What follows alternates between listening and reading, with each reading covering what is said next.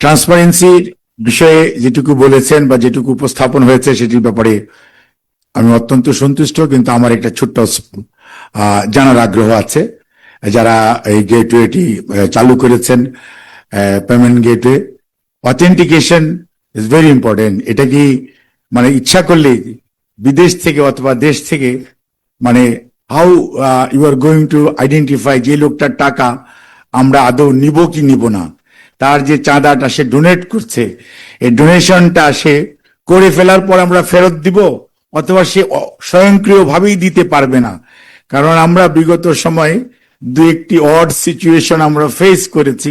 তাদের ডোনেশন অথবা চাঁদা বাংলাদেশ জাতীয়তাবাদী দল গ্রহণ করতে আদর্শিকভাবে রাজি নয় বা করে না, এরকম কয়েকজনের টাকা বা দান গ্রহণ করার পর আমরা পরবর্তীতে ফেরত দিতে হয়েছে মাননীয় ভারপ্রাপ্ত চেয়ারম্যানের অত্যন্ত তীক্ষ্ণ দৃষ্টি থাকার কারণে।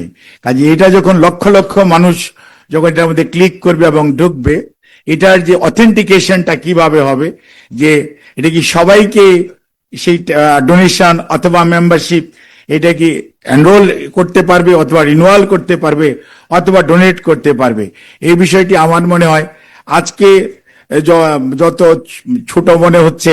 একজন বললেন দক্ষিণ এশিয়ার বড় রাজনৈতিক দল, ঘটনাটা কি আদৌ ঠিক কিনা?